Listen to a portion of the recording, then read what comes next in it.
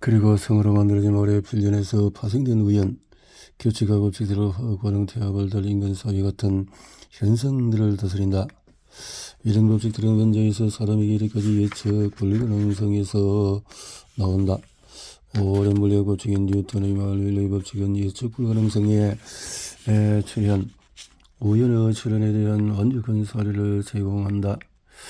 뉴턴의 법칙에 우리는 이따금하도 정확하게 미래를 예측할 수 있다. 지구를 도는 달 1년, 2년, 또 100만 년 후 결정론적인 혼돈을 이해하는 것은 한 가지 점을 제외하고는 이 책의 핵심적인 부분이 아니다.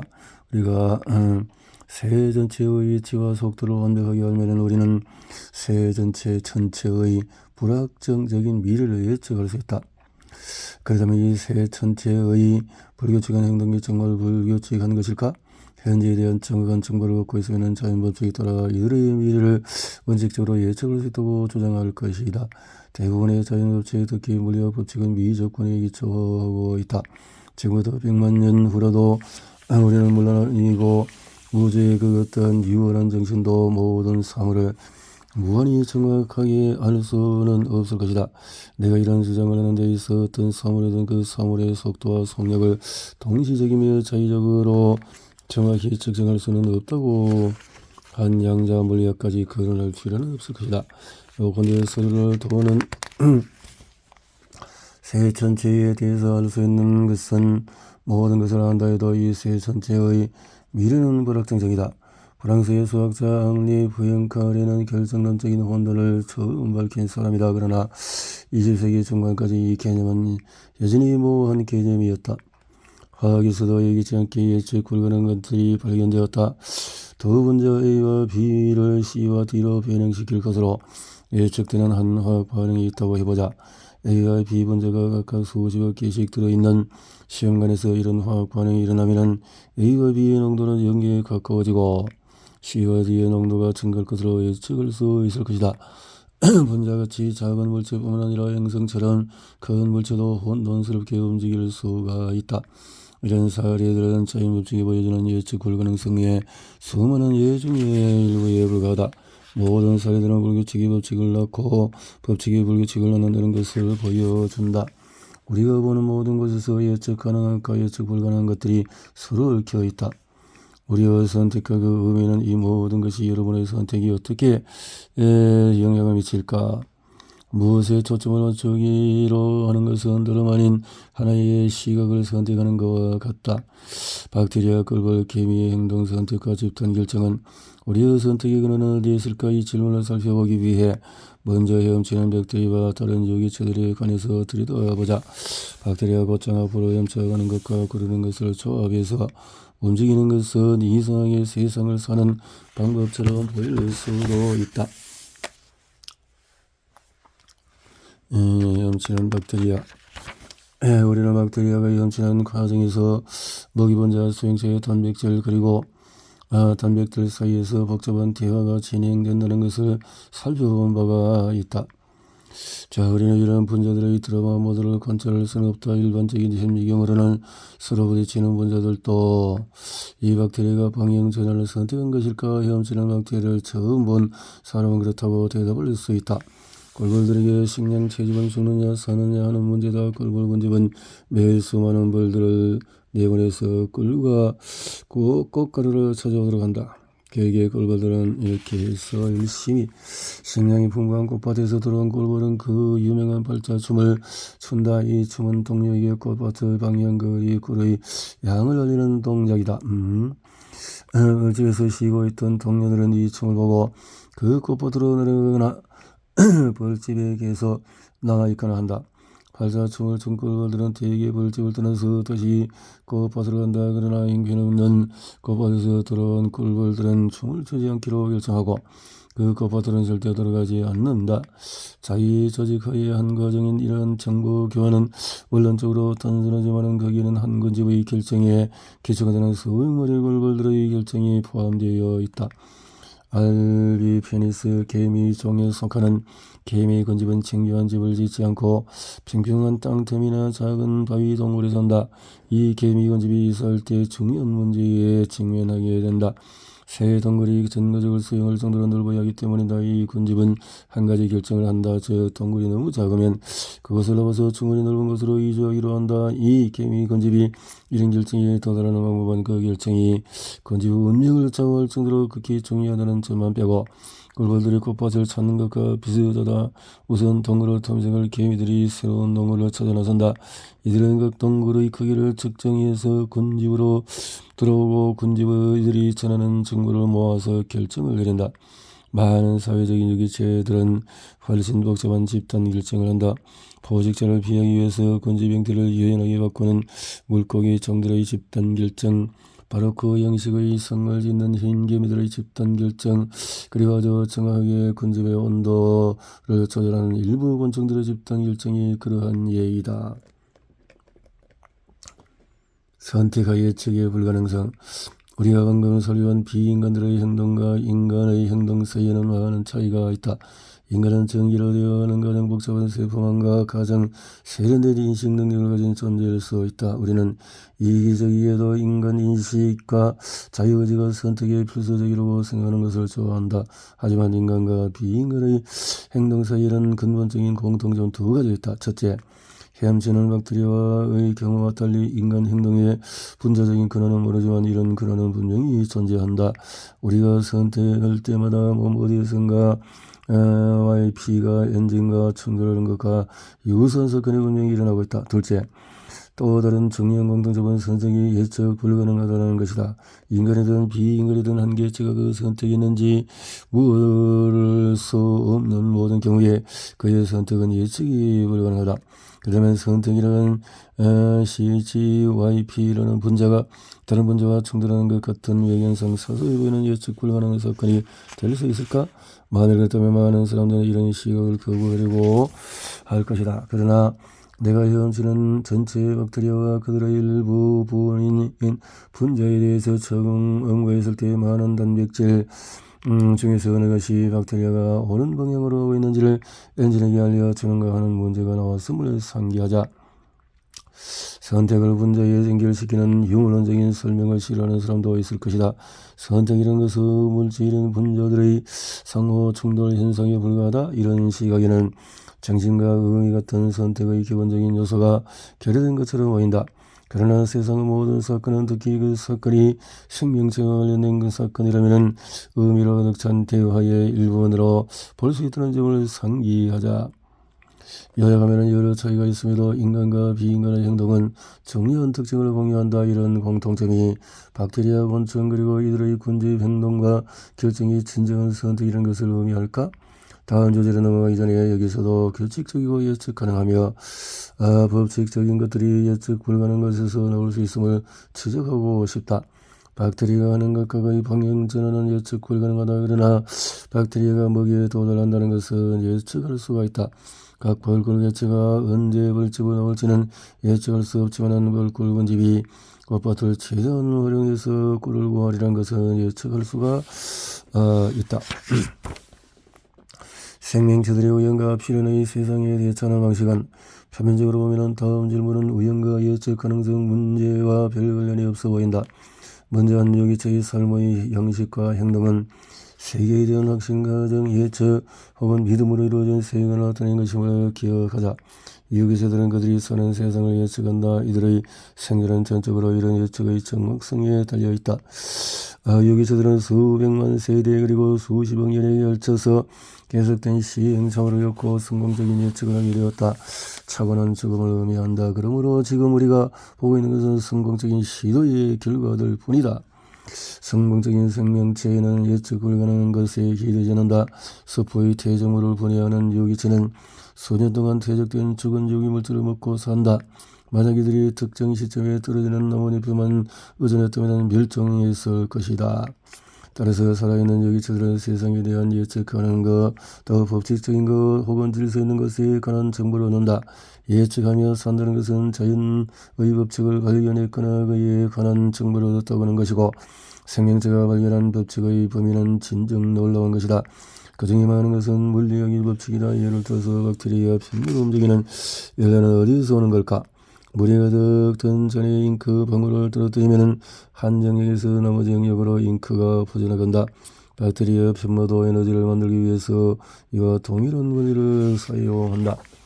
다른 많은 물리학 법칙들도 날개의 넓은 표면, 물결의 유선형 몸나무 모양으로 정교하게 뻗어있는 우리의 혈관, 신축성 있는 눈의 수정체 그리고 단단한 뼈 등에 구현되어 있다.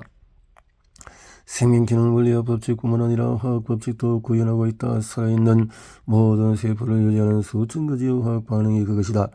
서로 다른 효소들은 자신들을 각각 더욱 촉진시킨다. 그리고 어떤 분자와 극히 정교하게 맞는 형태를 가진 각 효소는 특정한 화학 반응을 일으키는 화학 법칙을 대표한다. 마지막으로 유기체들은 다른 유기체들의 예측 가능한 특징을 자신의 삶에 구현하기도 한다. 애벌레가 나뭇잎을 갉아먹고 포식기 생곤충이 그 애벌레 안에 알을 낳고 새가 그 포식기 생곤충을 잡아먹는 모든 일은 바로 그런 예측을 구현한 것이다. 생명체 자체에 대한 이런 예측 중에서 일부는 하찮고 아주 자명한 것으로 보일 수 있다. 그러나 주의하자. 가장 자명한 것처럼 보이는 세계관도 실비할 때가 있다. 세포들은 바이러스의 DNA를 작게 조각내므로써 바이러스의 예측을 물리칠 때가 있다. 포식자가 먹이를 쫓았지만 독이 있는 먹이일 수도 있다. 타자에 대해서 자아를 보호하는 면역체계는 공격자의 예측을 물리치는 하나의 목적에만 종사한다. 더욱이 각 자연법칙도 한계가 있다. 법칙이 벌집에 사는 꿀벌에게 인간에 이르는 사회적인 동물들은 협동이 경쟁보다 낫다는 법칙을 구현하고 있다. 그러나 편생동물에게 고슴도치에 이르는 많은 독립생활 동물들의 성공적인 삶은 협동이 낫다는 법칙이 보편적이지 않음을 보여준다. 자연을 보는 관점의 오류. 우리의 조상을 살아남게 해준 모든 예측들 중에서 이 책의 주제와 관련된 중요한 예측이 하나 있다.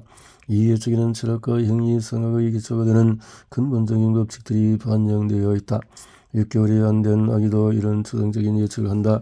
예로 아기는 주변의 모든 물체는 움직여도 그 모양이 변하지 않는 구체적인 형태가 있다고 가정한다. 생물체의 이런 근본적인 예측 능력은 어디서 온 것일까? 이런 진화를 통해서 갖게 되는 능력일 수도 있고, 앞서 나는 이런 추상적인 가정들만큼이나 근본적인 우리가 세계를 보는 방식에 대한 살펴본 바가 있다. 나는 우리가 자아와 타자를 구분하는 방식, 우리가 무엇이든 모든 것을 범주화하는 방식을 살펴본 바가 있다. 자아와 타자의 예로 돌아가 보면은 이 둘의 운명은 분리된 것처럼 보이지만 자세히 살펴보면 불가분 연결되어 있다. 궁극적으로 지난 2000년 동안의 서구 철학사를 지배했던, 그러나 아직도 미결 상태로 남아있는 모든 철학적인 논쟁의 근원은 뭘까? 그것은 세상의 토대가 갖고 있는 역설적인 성격과 결부된 하나의 굳건한 확신, 즉 세상을 완전히 이해할 수 있다는 확신이라. 그러나 철학적인 논쟁의 대척점에 선 어느 쪽도 자신의 굳건한 입장이 동전의 한 면에 불과하다는 것을 알지 못하고 있다. 챕터 7. 생명의 다양한 목적과 지적 서열에 대한 반증. 우리의 상상력으로 우리가 미래에 바라는 것을 다 알 수가 없다. 자연은 상상력 그 자체이다. 자연은 상상력이다. 아불사. 방금 내 의자가 뒤집혔다. 의자에 앉아 몸을 이리저리 흔들어 댄 탓이다. 의자에는 4개의 다리가 있다. 다리 밑바닥에는 패드를 붙여서 삐걱거리는 소리도 안 나도록 했다. 의자 시트는 살 때부터 광이 나는 나무로 만들어져 있었는데 내를 쓰기 위해서 의자에 앉는 일이 많아지면서 더 반질반질해졌다. 의자 등받이는 의자 좌우 양면에 나무막대를 세우고 거기에 갈대를 엮어 맨 것이다. 이 모든 부분들이 의자의 구조를 이루고 있다. 그렇다면 이런 의자가 하는 일, 의자의 기능은 뭘까? 답은 아주 쉽다. 의자는 앉기 위해서 만들어진 것이다. 그러나 의자를 다른 용도로 사용한다면 어떨까? 천장에서 전구가 나가버리면 의자 위에 올라가서 전구를 교환할 것이다. 바퀴벌레가 잽싸게 방을 으러질러가는 모습이 보이는 의자 다리로 그것을 지대기를 수도 있겠다. 세탁물 건조대가 부서지면 의자 등받이에 옷을 걸어 말릴 수도 있다. 그러나 이 모든 것은 의자의 진짜 용도가 아니라고 할 수 있다. 의자의 진짜기는 의자 제작자가 의도한 것, 즉 거기에 사람을 앉히는 것이라고 주장할 수가 있다. 이와 아주 다른 사례를 보자. 갈라파고스 건더기의 작은 핀지 새는 죽은 나뭇가지를 도구로 사용한다. 핀치의 뿌리 때문에 이 나뭇가지는 새 생명을 얻는다. 핀치는 나뭇가지를 물고 나무에 사는 구멍곤충이 파놓은 나무 구멍을 쑤시된다. 그러면 곤충들이 구멍에서 나오고 핀치는 그 곤충들을 잡아먹는다. 이때 이 나뭇가지의 기능은 뭘까? 분명히 나뭇가지는 한때의 나무의 일부분이었다. 그 가지에는 잎이 달려있어서 나무가 햇빛을 받을 수 있었을 것이다. 그리고 잎맥을 통해 귀중한 영양분이 흘렀을 것이다.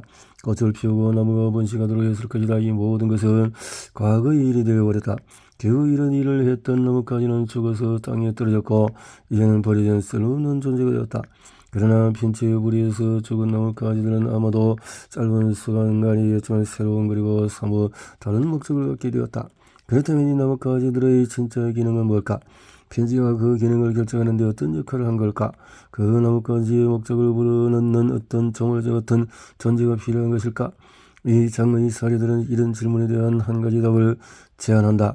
이런 질문들은 우리가 우리 자신과 이 세상에 우리가 차지하는 위치에 대해서 물었던 질문들, 요컨대 아주 오랜 과거로부터 인간들이 했던 질문들, 나뭇가지에서 유기체 전체, 그리고 박테리아에서 인간에 이르는 모든 존재에 대한 질문들, 궁극적으로는 정신과 세계 그 자체에 대한 질문들에 대한 은유적인 질문이라고 할 수 있다. 이에 대해서 내가 제시하는 대답은 기능과 목적은 조물주 같은 존재와는 아무 관련이 없다는 것이다. 다시 한번 바로 이런 시각에서 생물체는 거대한 힘을 갖게 된다.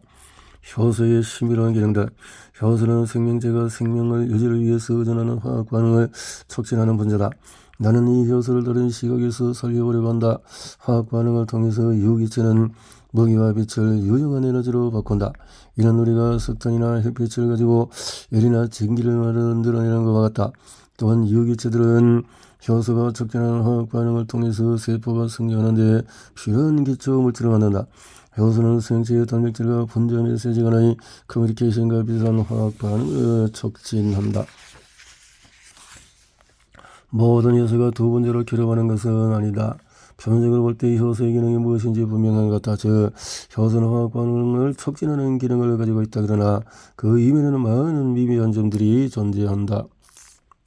단백질의 형태의 변화는 전에는 서로 인접해 있던 아미노산들을 멀리 떨어뜨리고 다른 아미노산들을 가까이 가져다 놓을 수가 있다. 이런 식으로 단백질 표면을 바꾸는 작은 분자로 효소 단백질의 기능이 진짜로 화학 반응을 촉진하는 것이라면 알로스테릭 이펙트는 어떤 역할을 하는 것일까? 서로 다른 9개의 분자들과 커뮤니케이션할 수 있는 단백질의 목적을 규정하는 것은 아주 어려운 일이다. 지금까지 내가 효소라는 조건이 딱 맞아야 예로 오징어나 사람의 눈 혹은 수천 개의 단면을 가진 곤충의 겹눈을 생각해보자. 카메라 렌즈는 유리나 플라스틱으로 만들어졌고 눈의 수정체는 다른 부분에서 화학 반응을 촉진하는 바로 그 효소 단백질로 이루어져 있다. 이는 오징어 같은 다른 유기체도 마찬가지다. 그러나 수정체의 효소는 화학 반응을 촉진하지 않는다.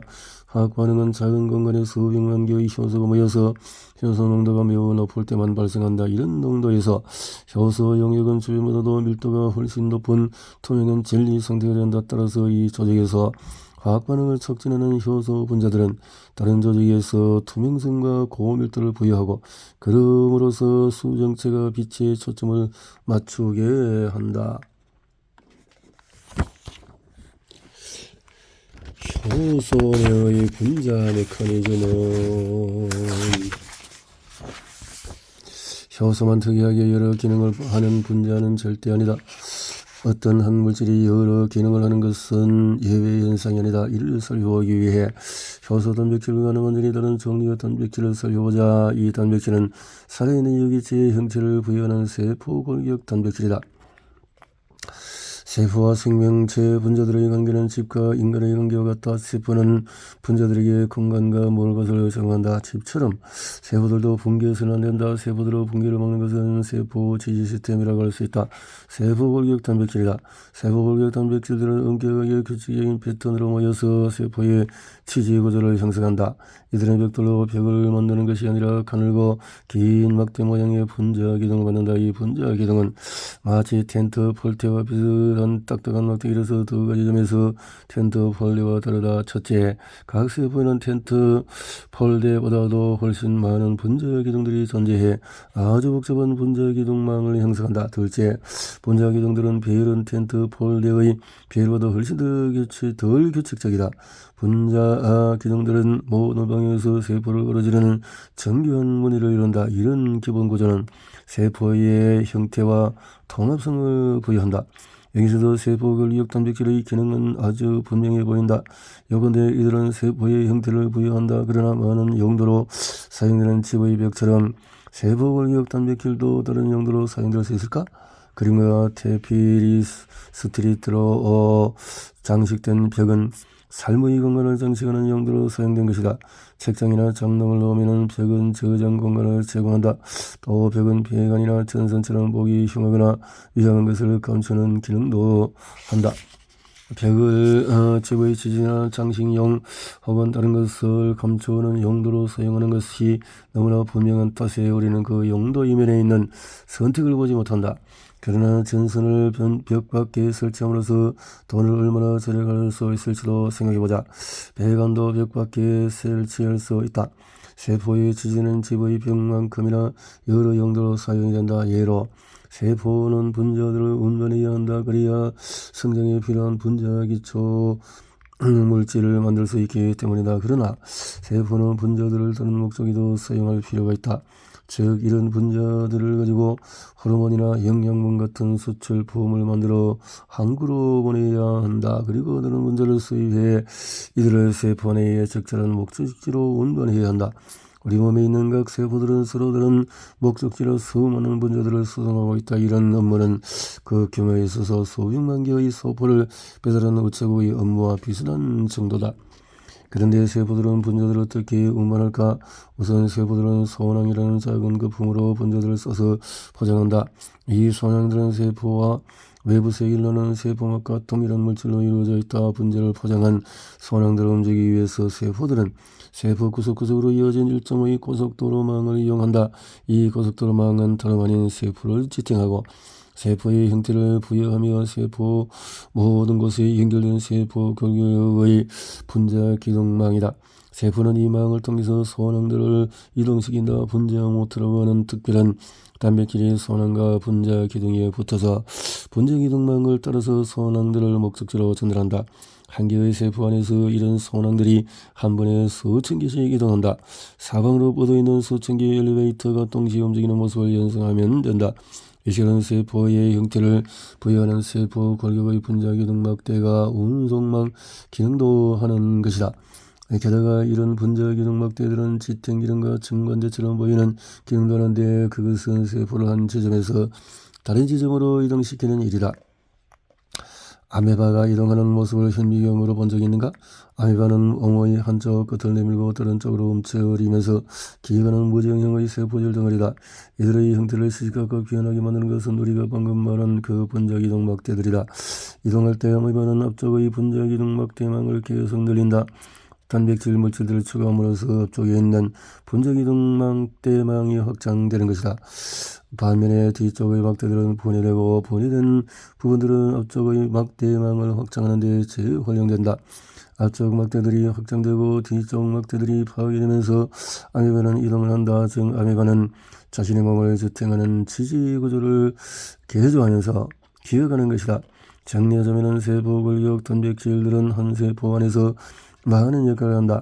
이들은 세포의 안전성을 부여하기도 하고 세포의 고속도로 운송망을 제공하기도 하며 세포를 분열시키기도 이동시키기도 한다.